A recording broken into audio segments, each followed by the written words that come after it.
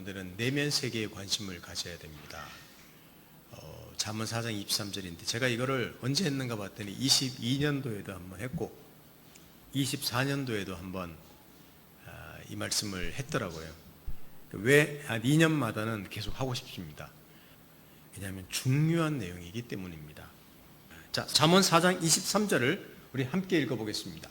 시작. 모든 지킬 만한 것 중에 더욱 내 마음을 지키라. 생명의 근원이 이에서 남이니라. 날씨가 무더워서 준비했습니다.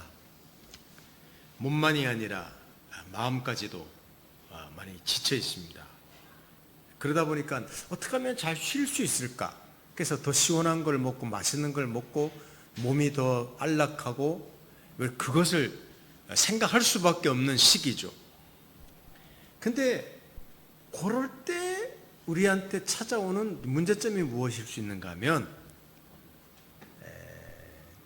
우리 내면이라 그러겠습니까?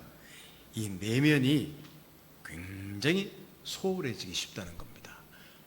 더워. 맛있는 거 먹고 시원한 거 먹고 놀러 가고 또 카페 가고 내 이 몸을 편안하게 하는 데는 집중하는데 거기에 너무 기웃거리다가 내 내면을 소홀하게 하기 쉬운 때가 지금이라고 생각하는 거예요. 여름이라고. 그래서 좀 반복되는 말씀이지만 이 내용을 한 2년마다 한 번씩 저는 반복해 보려고 합니다. 첫 번째로는 보이지 않는 곳이 무너지니라는 제목으로 말씀드리는데, 자, 이게 지난번 얼마 전에 사고 났던 강동구에 싱크홀 사건 났던 그 장면을 위에 드론으로 찍은 겁니다. 싱크홀이라고 아시죠? 가뭄이나 지하수 고갈 때문에 지표가 지탱할 힘이 없으니까 꺼진 현상을, 자연 현상을 원래는 싱크홀이라고 합니다. 거기 사람이 빠지고 자동차도 빠지고 건물도 거기로 넘어지기도 하고 그런 현상이 일어나기도 합니다. 그런데 여기 얼마 전에 있는 강동구 사건은 이거는 자연재해가 아니라 인재였기 때문입니다. 아래층에 지하철 공사하고 하는 것들 하다가 보이지 않는 부분을 잘 다지지 않아서 나오는, 근데 도시에서 일어나는 대부분의 이 아스팔트 싱크홀은 인재입니다. 보이지 않는 영역 부분을 잘 다루지 않았기 때문에 나오는 현상입니다. 이 싱크홀이 사실은 우리에게도 일어난다는 것. 이 그림 제가 한 2년마다 보여준 그림입니다. 한 사람이 나옵니다. 성경에. 이것도 지난번에 찾아봤던 어떤 유명한 그림과 다른 한번 그림을 가져와 봤는데 한번 볼까요? 구약 성경에 나오는 위대한 선지자 엘리야입니다.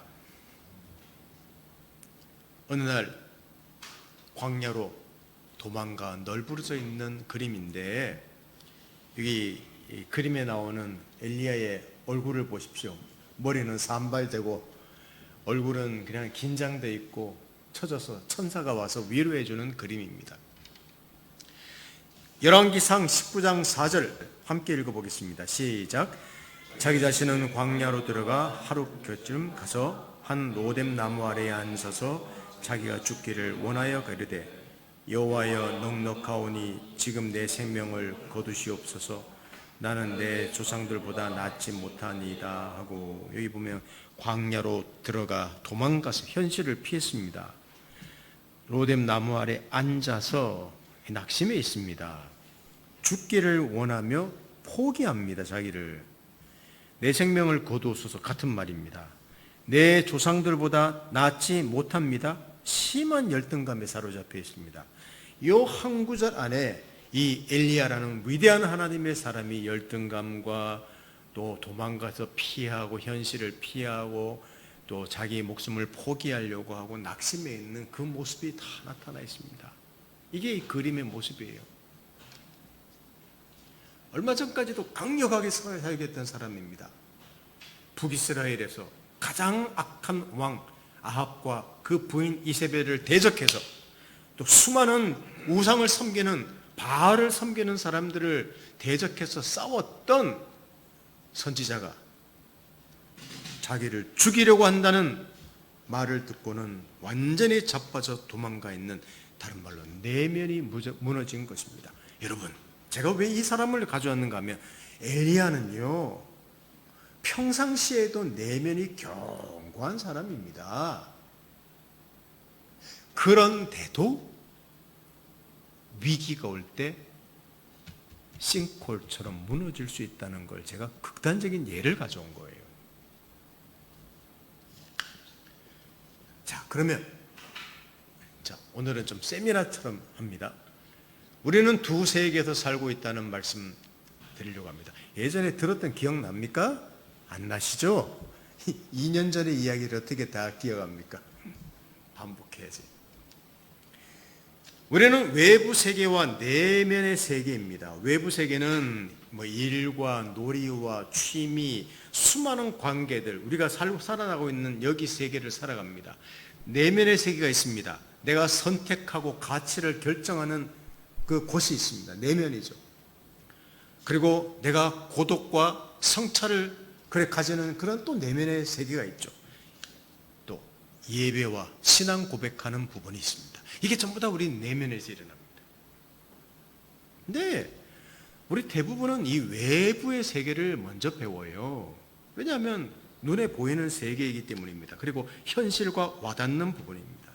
여기에 시간과 에너지를 많이 투자합니다.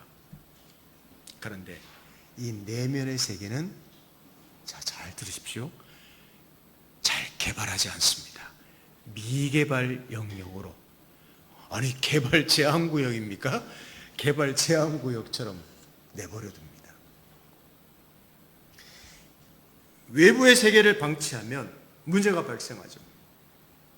관계가 깨지고 일자리 잃고 소외되고, 또 외모가 문제 생기면 정말 투자해서 다 수정하고 고치죠. 돈과 에너지 들일 수밖에 없습니다. 왜냐하면 우리가 살아가면서 굉장히 중요한 영역이고, 또 자기를 가꾼다는 것은 굉장히 또 중요한 영역이기 때문에, 여러분, 기독교인들이 이 외부의 세계를 무시하고 가볍게 여기는 것, 그 비성경적입니다. 반드시 그렇게 해야 돼요. 잘 해야 돼요. 그런데 내면의 세계를 버려둔다는 것이 문제입니다. 왜냐하면 당장 문제가 생기는 건 아니기 때문입니다. 여러분, 일과 관계와 돈과 이런 문제가 생기면 치열하죠. 전쟁입니다. 반드시 해결해야 되기 때문입니다. 근데 어느 날 무너져요. 근데 무너지는 걸 보면요, 그 일들이 무너지는 게 아니라, 알고 보면 여기에 전쟁이 있는 게 아니라 외부에 우리 내면에 더 치열한 전쟁이 있는 것을 잊고 살았기 때문에 이걸 방치한 결과가 외부의 문제가 커질 때 무너지는 거예요. 실제 위험한 전쟁, 실제 치열한 전쟁은 외부의 사람과, 직장 다니는 사람은 고객과 이런 문제라기보다는 결국은 자기 문제예요. 이거를 잘 해결해야 됩니다. 잠언 4장 23절을 다시 읽어보겠습니다. 제가 읽어드릴게요. 모든 지킬 만한 것 중에 더욱 내 마음을 지키라. 생명의 근원이 이에서 남이니라 그랬는데, 이 메시지 성경을 보면요, 이렇게 나옵니다. 두 눈을 부릅뜨고 내 마음을 지키라 그럽니다. 두 눈을 부릅뜨고. 마음을 지키는 것이 그 정도로 중요하다는 이야기를 하고 있습니다. 마음은 근원입니다. 생명의 근원이 여기서 난다 그랬기 때문에, 여러분, 마음은 근원이에요. 에너지와 통찰과 힘이 거기서 나오는 겁니다. 그걸 잘 기억하십시오. 그리고 마음을 지킨다는 것은 보호하는 것뿐만 아니라 강하게 하고 개발하는 것도 다 포함됩니다. 이게 잠언 4장 23절의 내용입니다. 여러분, 두 눈을 부릅뜨고 여러분 마음을 지키십시오. 마음은 왜 중요한가 하면 내 모든 일이나 에너지나 힘이 거기서 나오기 때문입니다. 그것을 지킨다고 해서 내가 보호하는 것만 아니라 그걸 개발해야 됩니다. 강하게 해야 됩니다. 이걸 솔로몬이 잠언을 통해서 이야기하고 있습니다. 여러분, 그러기 위해서는, 내 마음을 지키기 위해서 모든 수단을 동원해야 합니다. 이것이 성경의 가르침입니다. 하나님은 사람을 하나님 형상으로 만드셨습니다. 그리고 세상을 다스리게 하셨습니다. 이 말은 우리 가진 하나님 형상으로 세상을 다스린다는 말은요, 내 가지고 있는 내면의 세계로부터 외부의 세계를 지향할 때 잘 살 수 있다는 말을 하는 겁니다. 그게 같은 말이에요. 특히 스티븐 코비라는 자기 개발에 대해서 그냥 여러분 유명한 스티븐 코비도 이런 말을 했습니다. 여기 같이 읽어볼까요 한번? 자, 시작. 내면으로부터 외부로 향하는 접근 그랬습니다. Inside Out Approach라고 그랬는데 내부에서 시작해서 외부로 가는 접근을 해야만 한다는 겁니다. 다른 말로 하면 내면을 잘 다듬어서 외부의 삶을 살아야 된다는, 내면으로부터 외부로 향하는 접근, 이게 성경적이기도 합니다. 우리는 어떻습니까? 이 두 세계 중에, 자, 오늘 몇 년 동안에 한 3번 살펴보는 내용인데, 우리는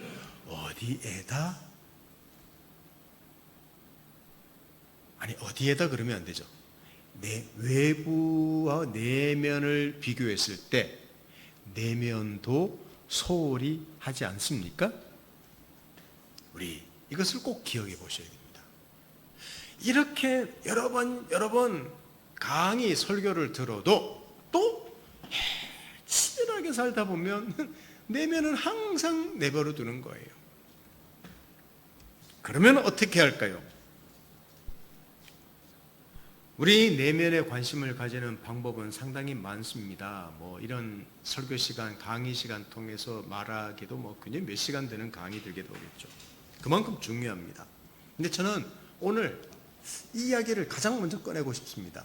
침묵하는 시간을 가지라는 겁니다. 그러면 어떻게? 자, 첫 번째로 속도를 줄이고 침묵하는 시간을 가지라는 것을 말씀드리고 싶어요.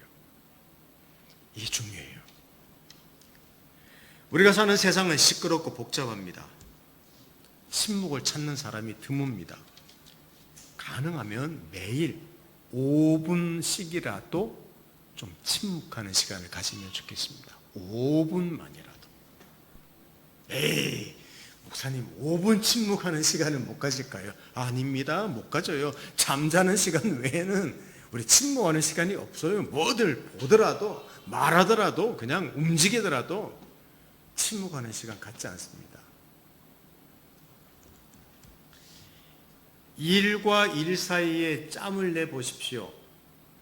그렇지 않다면 조금 더 일찍 일어나서 시간을 가져보십시오. 약속 시간이 있습니까? 너무 바쁩니까? 약속 시간을 5분, 10분만 일찍 가서 기다리면서 이런 시간을 가질 수 있습니다. 방법은 여러 가지예요. 목사님, 잠깐만 이 경건의 시간 가지라고 하는 거죠. 아침 일어나서 가지는 게 출근하기도 바빠요. 여러분 이렇게 말할 수 있지만 제가 오늘 경건의 시간을 가지라고 먼저 말하지 않고 5분만 침묵하는 시간을 가지라고 하는 것은 너무 분주하기 때문에 가만히 멍 때리는 시간을 말하는 게 아니에요. 가만히 자기 내면으로 향하도록 시간을 가지라는 것을 말씀드리는 겁니다. 5분 쉬울 것 같죠? 쉽지 않습니다. 쉽지 않아요. 아마 짧은 침묵의 시간이 어색할 것입니다. 자, 우리 침묵한다고 합시다. 가만히 앉았어요. 우리 카페에 갔습니다. 커피를 시켜두고 누구 고객을 기다리다가 내가 한 5분, 10분 났어. 우리 뭐합니까? 5분, 10분? 바로 핸드폰 꺼내서 모든 정보를 다 뒤져보죠. 그러지 말라는 거예요. 그것도 하지만 하루에 한 번만이라도 5분 동안에 핸드폰 켜지 말고 음악 듣지 말고 주변 돌아보지 말고 가만히 앉아서 생각하는데 문제는 5만 가지 생각이 다 들 겁니다. 짧은 시간에. 그리고 생각이 안 될 수도 있어요. 혹시 5분 동안 침묵하려고 앉았는데 이것저것 생각이 많으면요. 뭘 생각하지? 내가 뭐 하지? 온갖 생각이, 아이고, 내가 고객 만나면 이걸 내가 생각 안 했구나. 무슨 말을 하지? 등등 생각이 날 때 가만히 앉아서 노트를 하나 준비하시고 가져다니면 좋고 핸드폰에 적어도 좋아요. 그래서 핸드폰 보지 마시고 거기다가 적는 거예요. 생각들을 적으면 그게 침묵하는 시간에 도움이 될 수 있다는 겁니다. 조금 더 괜찮으면 잠시 성경을 읽고 기도하는 시간을 가지는 것. 하나님, 오늘 제가 한 5분, 10분 뒤에 고객을 만나는 데부터 시작해서 그렇게 기도하면서 시간을 보내고 생각해보고 또 나를 한번 다스려보고, 여러분 그런 시간을 가지는 것은 아주 유익한 시간입니다. 조금 더 가능하다면 성경을 읽고 묵상하면서 기도하는 시간을 가지는 겁니다. 여러분, 이런 시간은 성경 연구하는 시간이 아니에요. 내 삶을 하나님의 통치 아래 두는 시간입니다. 내면을 드러내고 정돈하고 격려받기도 하며 치료하며 강하게 되도록 훈련하는 그런 시간을 가지는 거예요. 말씀 보면서 격려받죠. 힘을 얻죠. 그러자는 거예요.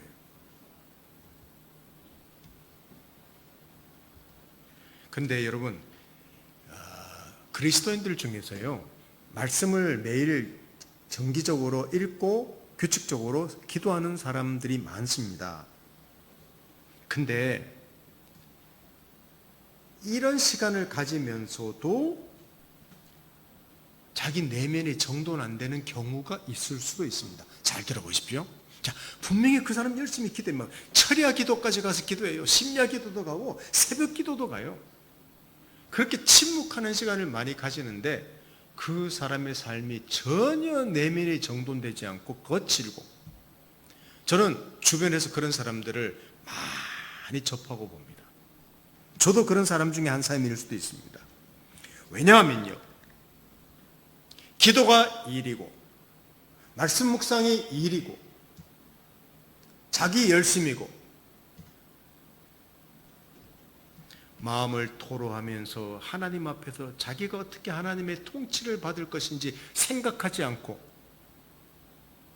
내가 무엇을 하고 그 말씀을 통해서 내가 이것을 하고, 여러분, 일로 가기 때문에 그 사람의 내면이 하나님의 통치 아래 들어오질 않는 거예요. 그러니까 말씀 보고 기도하는 기독교인들 중에 오히려 거칠고 또 막 투박하고 더 뭐 이상한 사람들이 많은 것이 바로 말씀과 기도를 보더라도 다 그것이 자기 열심이고 자기 일이고 거기에 하나님의 통치 아래 들어오지 않기 때문이라는 사실을 기억하면 좋겠습니다. 아까도 제가 말씀드렸다시피 저기서 에스겔 묵상하는데 에스겔 묵상이 너무 쉽지 않으니까 자꾸만 그것을 살피려고 이게 무슨 뜻이, 또 참고서도 찾아보고 이러다 보니까 이상하게 쉼을 누리지 못하고 거칠어져요. 에스겔 하면서 거칠어져요, 마음이. 제가 이번 주부터 다시 묵상하기로 했습니다. 심플하게 하자. 내가 깊이 있게 성경 연구하는 시간은 아니니까 아주 단순하게 해서 한 절만이라도 보면서 내가 내 내면을 하나님 임재 앞에 있도록 해야 되겠구나. 그렇게 저는 한번 묵상해 보게 됐습니다. 자, 첫 번째, 그러면 어떻게 할 것인가, 뭘 말씀드렸습니까? 어떤 시간? 어떤 시간요? 침묵하는 시간, 잠시라도 침묵하는 시간을 가지자고 했습니다. 두 번째, 독서, 책을 읽는 것 중요합니다. 도움이 됩니다. 왜냐하면 책을 읽으면서 분주한 자기 삶을 조금이라도 멈출 수 있기 때문입니다. 자기 세계관에만 머물러 있는 사람과 책을 통해서 다른 사람의 세계관을 살피면서 확장하는 사람은 삶의 질이 다릅니다.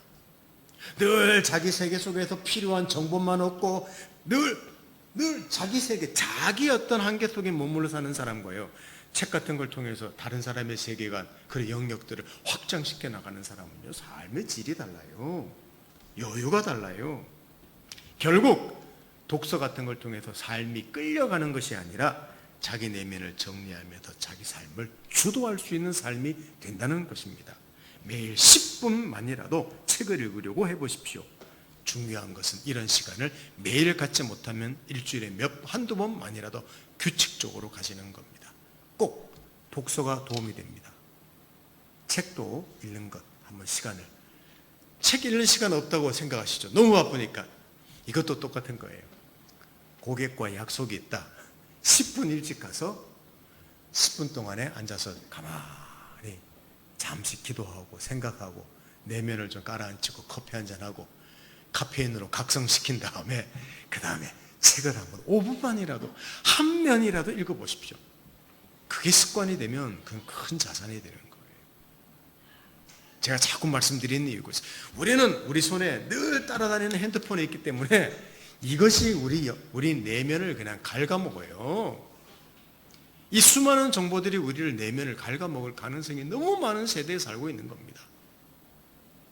심지어 어떤 사람은요, 이북까지 안 보는 사람이 있어요. 그러다 보면 자꾸 핸드폰 보게 된다고 이북도 안 보는 사람이 있어요. 그런데 문제는 책도 안 본다는 사실입니다. 한 가지 더 말씀드립니다. 일기가 도움이 됩니다. 경건의 일기도 도움이 됩니다.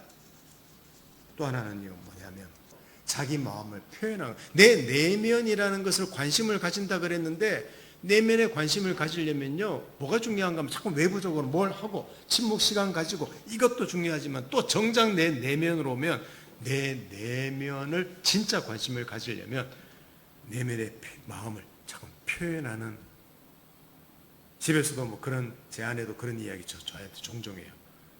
나 지금 화났다고, 마음이 힘들다고, 뭐 불편하다고. 그게 자기 마음을 표현하는 거예요. 이게 굉장히 중요한 겁니다. 저는 좀 꿍하는 편이에요. 그러면 제 내면을 되게 가볍게 여기는 그런 사람이기도 합니다. 그러면 안 됩니다. 자기 내면을 표현을 하는 것은 자기 내면을 굉장히 사랑하는 사람이고 가꿀 줄 아는 사람입니다.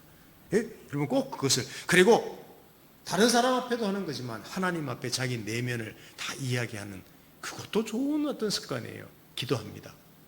하나님, 우리 아들이 이렇게 해주시고 내가 직장이 이거 해주시고, 그런 기도 제목도 필요하지만 그것도 내 마음을 간구하는 것이지만, 하나님, 제 마음이 요새 이렇습니다.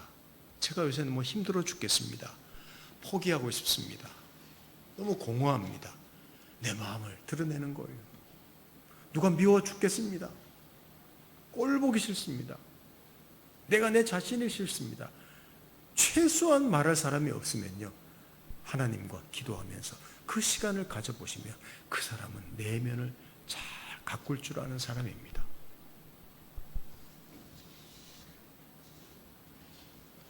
그리고 우리 내면은요, 다른 사람의 칭찬과 인정을 원해요.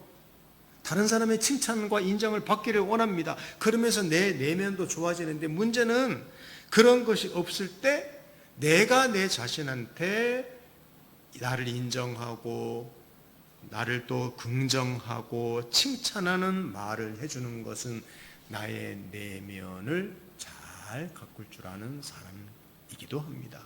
아우, 내 옷 참 멋있지. 나 핸드폰 바꿨어. 나 뭐 했어. 좋은 물건 샀어. 맛있는 거 먹었어.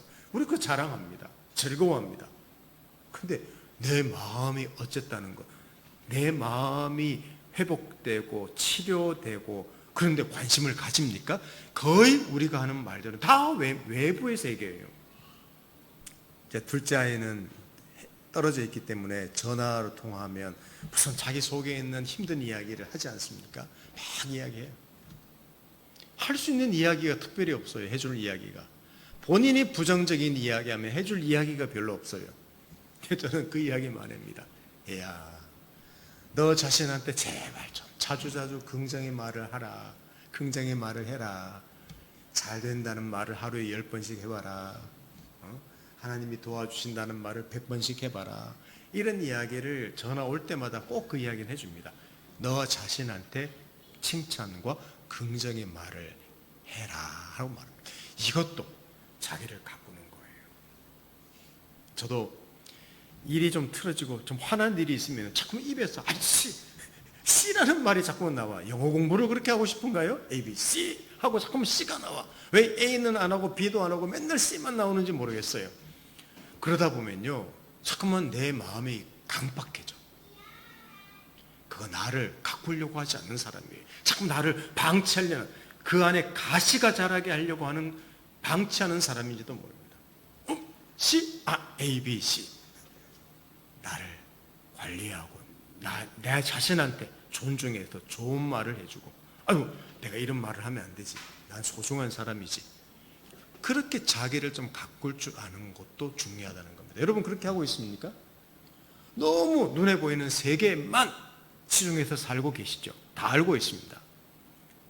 날이 덥기 때문에 더 그러시죠.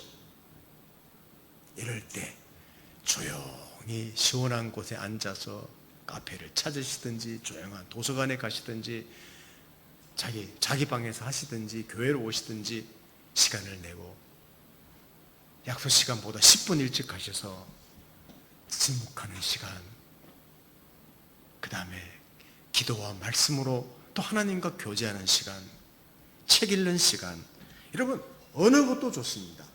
규칙적으로 자주 이런 시간을 좀 가지는 것이 정말 자신을 사랑하는 사람입니다. 중요한 것은 아까도 말씀드렸다시피 SNS나 여기에는 시간들을 조금이라도 하지 말라는 말은 아닙니다. 조금씩만이라도 줄여간다면 그 사람의 내면의 세계가 훨씬 더 풍성해집니다. 여러분 중에도 도무지 시간을 낼 수 없다고 말씀하실 분들도 있을 것입니다. 근데 오늘 결론적으로 말씀드리죠. 무릇 지킬 만한 것보다 더욱더 내 마음을 지키라. 생명의 근원이 이에서 남이니라. 죽을 힘 다해서 내면을 지키라고 성경은 이야기하고 있다는 사실을 꼭 기억하십시오. 반드시 우리 마음을 지켜야 됩니다. 큰 문제 없다고 말할지도 모릅니다. 아닙니다. 우리 내면이 고갈되어 있는데 모를 수 있습니다. 내면이 고갈되면요, 나타나는 현상 중에 하나가 더 외부의 어떤 세계를 화려하게 하고 싶고, 더 맛있는 거 먹고 싶고, 더 좋은 옷을 사고 싶고요, 여행 가고 싶고. 여러분 그것은 필요 없다는 게 아니라, 그거 하지 말라는 게 아니라 우리 내면이 공허하다는 거예요. 그걸 이해하셔야 돼요. 그거 자꾸만 쳐서 여러분 여행 갔다 오고 저 좋은 물건 사고 맛있는 거 먹었다고 해결됩니까? 안 되는 거예요. 이것도 필요하지만, 그렇구나, 빨리 직감하셔야죠. 내 내면이 요새 되게 공허하구나, 방치했구나. 다른 사람하고 이야기하면서 털어놓으면서 마음을 표현하시고 하나님께 기도하시고 이런 침묵의 시간을 가지면서 조금이라도 내면에 투자를 하시면 회복됩니다. 반드시 회복됩니다. 그래서 제가 오늘 주일 설교를 빌어서 또 반복해서 말씀드렸습니다. 그만큼 중요하다는 것입니다. 자기 자신을 좀 더 사랑할 수 있으면 좋겠습니다. 하나님의 아들도 외부 세계의 삶과 사역을 떠나서 내면 세계를 위해서 한적한 곳으로 가셨습니다. 그걸 습관으로 삼으셨습니다. 여러분, 하나님의 아들도 그러셨다면 우리는 얼마나 더 필요하겠습니까? 마지막으로 마가복음 1장 35절 함께 읽고 마치도록 하겠습니다. 시작. 새벽 아직도 밝기 전에 예수께서 일어나 나가 한적한 곳으로 가사 거기서 기도하시더니 그랬습니다. 예수님도, 죄가 없으신 그분도, 철저하게 관리하시는 그분도 이 시간이 필요하셨다면 우리는 너무나 필요합니다. 함께 기도하겠습니다. 하나님 아버지, 우리 세계가 눈에 보이는 것을 추구할 수밖에 없는 세계입니다. 그리스도인조차도 분주하게 살아갑니다. 하나님, 날이 덥습니다. 그러기에 더욱더 우리의 필요를 채우기 위해서 애씁니다. 이럴 때 우리의 내면이 더 메말라지고 건조해지며 낙심하고 처지기 쉽습니다. 그런데 우리가 그 사실을 모릅니다. 더 많은 것들로 채우려고 합니다. 그래서 함께 말씀을 나누었습니다. 주님, 그 강했던 엘리야도 광야로 도망가 널브러진 상태에 빠질 수 있다면 그 위대하신 하나님 아들도 새벽에 조용한 시간, 침묵의 시간이 필요했다면 우리에게는 얼마나 더 필요하겠습니까? 하나님 아버지, 오늘 말씀 잘 기억하며 우리의 내면의 세계를 관심을 갖고 잘 가꿀 수 있는 지혜롭고 성령 충만한 그리스도인 되도록 축복해 주십시오.